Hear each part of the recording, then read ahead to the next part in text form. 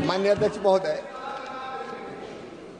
इस योजना में जैसे टेक्नोलॉजी का इस्तेमाल हो रहा है, क्योंकि पहले क्रॉप कटिंग एक्सपेरिमेंट दोषपूर्ण होते थे तो बीमा कंपनियां नहीं आती थी। इस समय प्रधानमंत्री फसल बीमा योजना में 5 सार्वजनिक कंपनियां और 15 निजी कंपनियां, कुल मिला के 20 कंपनियां भागीदारी कर रही है। और अभी अभी पिछली कैबिनेट की बैठक में हमने टेक्नोलॉजी का इस्तेमाल करने के लिए 850 करोड़ रुपया और फसल बीमा योजना के लिए दिए हैं। जो मैंने बताया कि वैज्ञानिक ढंग से अगर फसल की क्षति का आकलन होगा तो बीमा कंपनी और सरकार में फिर झगड़ा नहीं होता। नहीं, कई बार पहले दावे का भुगतान इसलिए देर से होता था कि बीमा कंपनी कहती थी कि क्रॉप कटिंग एक्सपेरिमेंट सही नहीं है, इतना नुकसान नहीं हुआ। अब वो रिमोट सेंसिंग की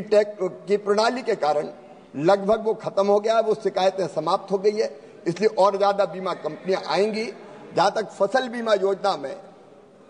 और अधिक फसलों को सम्मिलित करने का सवाल है, लगातार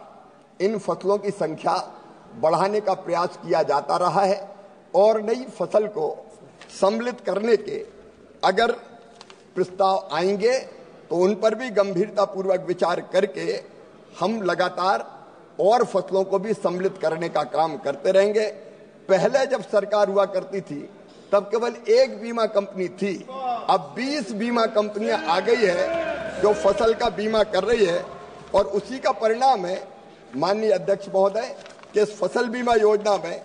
किसानों का विश्वास लगातार बढ़ता जा रहा है और अब 14 करोड़ आवेदन फसल बीमा योजना के लिए किसान आवेदन आए हैं, जो अपने आप में रिकॉर्ड है। लेकिन जैसा माननीय सदस्य ने कहा है, नई फसलों को शामिल करने का और योजना में और भी अगर सुधार की जरूरत है तो लगातार सरकार खुले मन से आउट ऑफ बॉक्स जाके भी लगातार प्रयत्न करेगी कि किसानों को और अधिकतम लाभ कैसे दिया जा सकता है ताकि उसके नुकसान की भरपाई की जा सके।